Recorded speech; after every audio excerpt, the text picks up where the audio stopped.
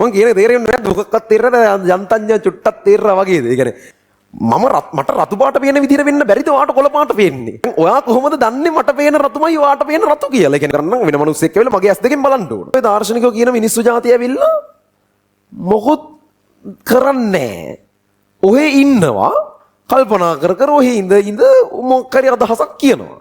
එයාලගේ ඒක ඒ කියන්නේ උන් තනි කරම කරන්නේ දේවල් හිතන එක විතරයි. ඒ කියන්නේ අද තරම් ඒ කාලේ ජීවිත සංකීර්ණත් නැහැ නේ. හින්දා අර මොනවා හරි කරන්න ඕනමයි කියලා එහෙම එකක් නැහැ නේ.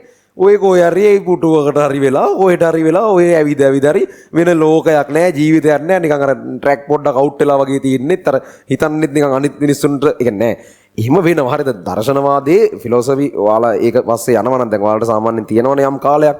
ඉතින් ওই කාල සීමාව තුළ ඕගොල්ලන්ට එහෙම විවිධ අලුත් දෙයක් හොයන්න කාලේ පාවිච්චි කරන්න පුළුවන්. ෆිලොසොෆි පැත්තට යනවා නම් ඕගොල්ලෝ ඒ කියන්නේ ඒක වෙන සබ්ජෙක්ට් එකක්. ඒ කියන්නේ කවුරු හරි දර්ශනවාදයේ සම්බන්ධව එහෙම ඉගෙන ගන්න කැමති නම් ඕගොල්ලන්ට ඒක මේ වගේ කාලයක කරන්න හොඳම දේ තමයි සොෆීගේ ලෝකය කියලා තියෙන පොතක්. හරිද? සිංහලෙන් ඒක පරිවර්තනයක් තියෙනවා සොෆීගේ ලෝකය කියලා පොතක් තියෙනවා. ඒ පොත අරන් කියවන්න. ඒක කතන්දරයක් තියෙන්නේ. හැබැයි ඒ කතන්දරය ඇතුලේ ෆිලොසොෆි කියන්නේ මොකක්ද කියන එක ගැන මාර අයිඩියා එකක් දෙනවා. ඊටාම හොඳ එකක්. හරි? එහෙම කැමතිද? ඒ කියන්නේ දර්ශනවාදය කියන්නේ දෙපැත්තක් තියෙනවා. එක පැත්තක් තියෙනවා මිලෝ වැඩ නැහැ කාටවත්. අපිට ට්‍රැක් පෙන්නලා තමයි නතර වෙන්නේ. ඒ කියන්නේ දැන් උදාහරණයකට මම කියන්නේ ෆිලොසොෆි වල යන්න පුළුවන් ලෙවල්ස් මාර එහා තියෙන. හරි දැන් මම මේ කියන එක තේරුම් කරවන්න පුළුවන් වේද කියලා. දැන් මිනිස්සු තර්ක කරනවා සමහරු කාටවත් වැඩක් නැහැ මේ තර්කෙන්. දැන් අපිට පාටවල් පේනවනේ. ඕගොල්ලන්ට රතු පාට පේනවද? කොහොම ඔයාලා කියයි ඔව් අපිට රතු පාට පේනවා. ඔයාලට නිල් පාට පේනවද? ඔව් අපි නිල් පාට අපිට පේනවා. අපි දන්නවා නිල් පාට මොකක්ද කියලා. මම වයින් හිතුවා කොළ පාට දන්නවද කියලා.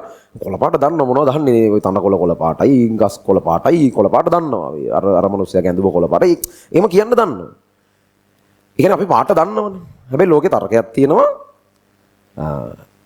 මට පාටවල් පේන විදිහට නෙවෙයි තව කෙනෙකුට පාටවල් පේන්නේ කියලා.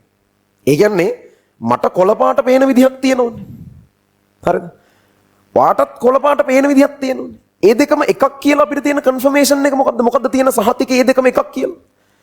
මට කොළ පාට පේන්නේ ඔයාට නිල් පාට පේන විදිහට නෙවෙයි වෙන්න බැයිද? ඒ කියන්නේ එහෙම වෙන්න බැරිද? ඒ කියන්නේ මම දන්න පැටලෙනවා මේක. හරිද? මේක වැඩියම හිතන්න යන්නත් එපා. ඒ කියන්නේ එපා. මේක මේ සබ්ජෙක්ට් එක නෙවෙයි මේ අර මොනවද වගේක් කියනවා මෙලෝදියක් තේරුන්නේ නැහැ කියන්න එපා ඉවරලා. හරිද? ඒ කියන්නේ මේක තේරුනොත් එහෙමයි නැත්තම් මොකද්ද මන්ද කිව්වා අනේ මන් දන්නේ නැහැ කියලා ඉන්න නිකන්. හරිද? මම කියන්න යන්නේ දැන් මට කොළ පාට කියලා පේන දේ සමහරක් විට ඔයාට නිල් පාට පේන විදිහ වෙන්න පුළුවන්. හරිද? හැබැයි උපන්දා ඉඳන් හැමෝම තනකොළ පෙන්නලා මට කිව්වනේ අර තියෙන කොළ පාට කියලා. එහෙනම් මම ඩිෆයින් කරගන්නවා හරි. මේ වගේ පාටවල් කොළ පාටවල්. ඒ වගේ පාට මම තව කොහෙ දැක්කත් මම ඒකට කොළ කියලා කියන්නේ. හැබැයි සමහරක් විට ඒ මට පේන දේ ඔයාට නිල් පාට පේන දේ වෙන්න පුළුවන්. දැන් නැත්තම් හිතන්නකෝ සමහර මිනිස්සු අවුල් යනවනේ වැඩි.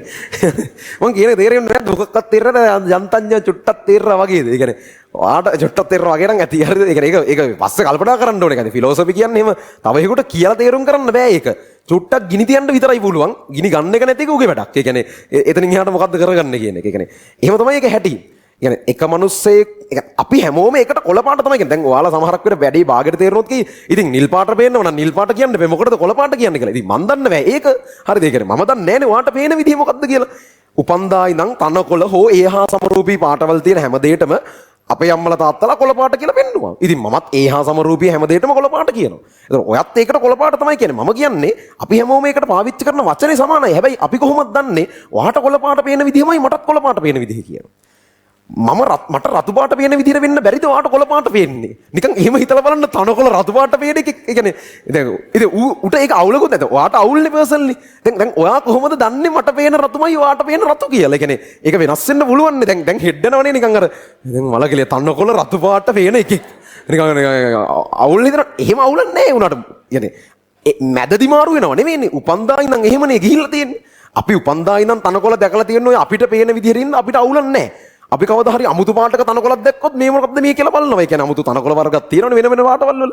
ඉතින් මම කියන්නේ එහෙම වෙන බලන්න. දැන් නැත්තම් ඒ කියන්නේ ඕකේ තියෙන ඕක තර්ක විතර හරිද මේ මොකුත් එහෙම කන්ෆර්ම් කරන්න බෑ කවදාවත්. එහෙම කන්ෆර්ම් කරන්න නම් වෙන මිනිස්සෙක් කියලා මගේ ඇස් දෙකෙන් බලන්න ඕන. ඉතින් එච්චරනේ තියෙන ක්‍රමේ. මට පේන විදිහයි ඔයාට පේන විදිහයි එකයි කියලා කන්ෆර්ම් කරන්න තියෙන එකම විදිහ ඔයා මගේ හිම් බලන්න විල මට පේන විදිහ. ඒක කරන්න බෑ. ඒක ඉම්පොසිබල්. ඒ කියන්නේ කවදාවත් මේ ප්‍රශ්න උත්තරයක් අපිට හම්බෙන්නේ නැහැ. ෆිලොසොෆි වල ගොඩක් දේවල් එහෙම පැත්තකුත් තියෙනවා. ඒ කියන්නේ මලාට උත්තර හම්බෙන්නේ නැති ඔය හිතේ තියෙන පුළුවන් ඒවා තියෙනවා. ඒ කියන්නේ ඇයි අපි ඉන්නේ? අපි ඉන්නවද? සමහරක් කියන්න තියෙන ප්‍රශ්න. ඒ කියන්නේ අපි ඉන්නවද?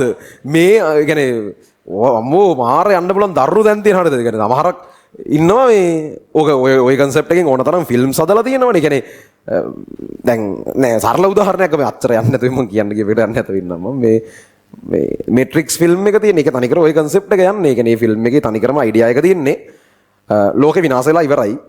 ඉර